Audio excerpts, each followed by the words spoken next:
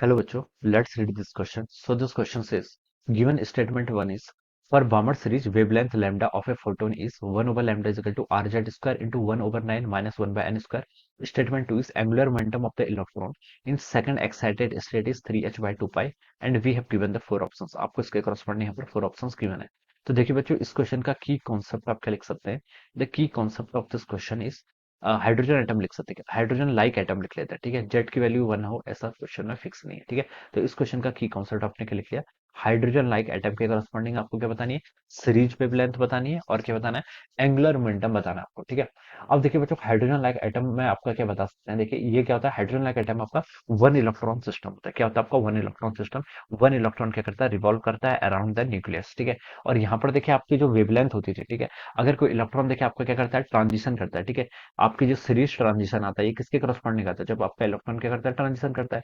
ये आपकी मान लीजिए आपकी इनिशियल स्टेट है, दिस इज एन आई लिख लेता हूँ, और ये क्या है, इसका आपकी फाइनल स्टेट है, इसको मैं एन एफ लिख लेता हूँ. ठीक है, यहाँ पर ट्रांजिशन हो रहा है हायर स्टेट से लोअर स्टेट, यानी कि डी एक्साइटेशन हो रहा है. ठीक है, कोई इलेक्ट्रॉन है, इलेक्ट्रॉन ने क्या करे, आपका एनर्जी रिलीज करी और वो एन आई से आपका एन एफ में आ गया. ठीक है, एनर्जी रिलीज किस फॉर्म में करेगा, एक फोटोन की फॉर्म में, जिसकी एनर्जी आपकी एच एफ के इक्वल होगी, या फिर हम उसको लिख सकते हैं एच सी बाई लैम्डा के इक्वल होगी. ठीक है, ये बता सकते हैं. ऑलराइट, तो ये हम लिख सकते हैं. देखिए, तो जो यहाँ पर से आपकी वेवलेंथ निकलेगी, वेवलेंथ का जो रिलेशन होता है 1 ओवर लैम्डा, इसको देखिए हम कैसे लिखते हैं, it is written as R Z का स्क्वायर इनटू, ठीक है, 1 ओवर, पहली जो टर्म आती है वो आती है जहां पर आपका इलेक्ट्रॉन की तरह ट्रांजिशन कर रहा है, किसमें कर रहा है, फाइनल स्टेट यानी कि एनएफ. ठीक है, तो यहाँ पर आप लिख लीजिए एनएफ का स्क्वायर माइनस कहां से ट्रांजिशन किया था, एनआई से, तो माइनस 1 ओवर एनआई का स्क्वायर. ठीक है, ये लिख सकते हैं. ये आपका क्या होगा, this is the difference of energy between this two. ठीक है, ये क्या हो जाएगा, इन दोनों के बीच का डिफरेंस ऑफ एनर्जी, यानी कि ई आई माइनस ई एफ. यहाँ पर से देखिए ये वैल्यूज पुट करेंगे, एक्स सी वाई लैम्डा. ठीक है, ई आई को क्या लिख सकते हैं, देखिए यहाँ से आर जेड स्क्वायर, ठीक है, डिवाइडेड बाय एन स्क्वायर, तो वहां से आपका ये फॉर्मूला आ जाता है. ठीक है,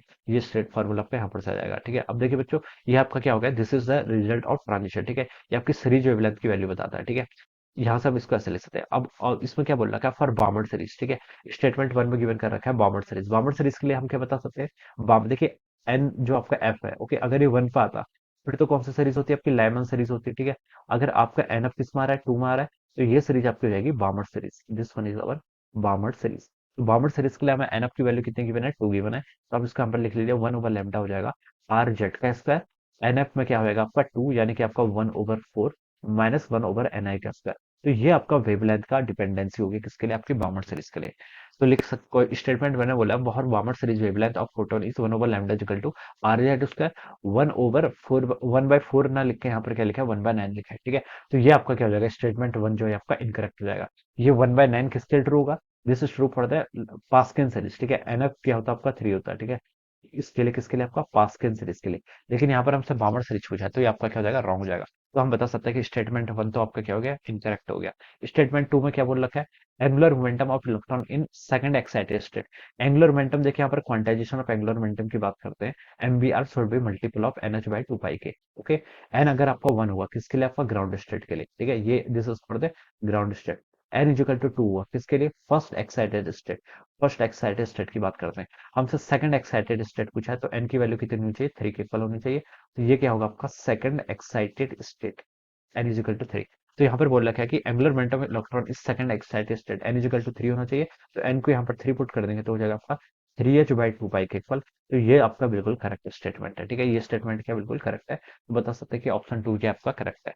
अब ऑप्शन की तरफ मूव करें, देखिए, तो आपका ऑप्शन स्टेटमेंट 1 तो इनकरेक्ट है, बट 2 क्या आपका करेक्ट है. तो बता सकते हैं कि ऑप्शन 4 क्या होगा, यहाँ पर इसके करस्पॉन्डिंग करेक्ट आंसर आ जाएगा. This will be the right answer this question. ठीक है, ऐसे इसको सॉल्व करेंगे. So I hope you all understood this concept. All the best and thank you.